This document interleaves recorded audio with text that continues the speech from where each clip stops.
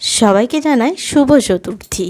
আজকে সকাল সকাল চলে গিয়েছিলাম ঠাকুর দেখতে। রাতে যেহেতু অনেকটা ভিড় হয় আর অনেক লাইন দিয়ে ঠাকুর দেখতে হয়, তাই আমরা সকাল সকাল একটু ঠাকুর দেখতে গেছিলাম।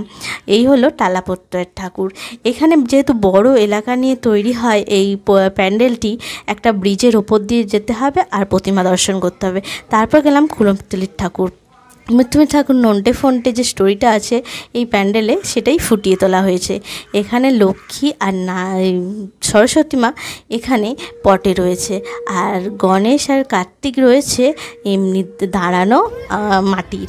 তারপর গেলাম জগৎ মুখার্জি পার্কে। এটা হলো এআই। রাতের বেলা নিশ্চয়ই আরও সুন্দর লাগবে, দিনের বেলা তো আরও বোঝা যাচ্ছে না, রাতের বেলা লাইটিংয়ে সুন্দর বেশি লাগবে। আর এখানে বোঝানো হয়েছে এআই অভিশাপ না এআই মানে ও আশীর্বাদ। আর এখানে মায়ের হাতে কিন্তু আসল অস্ত্র নেই, এটা আলোর কিছু রশ্মিতে তৈরি হয়েছে এই অস্ত্রগুলি।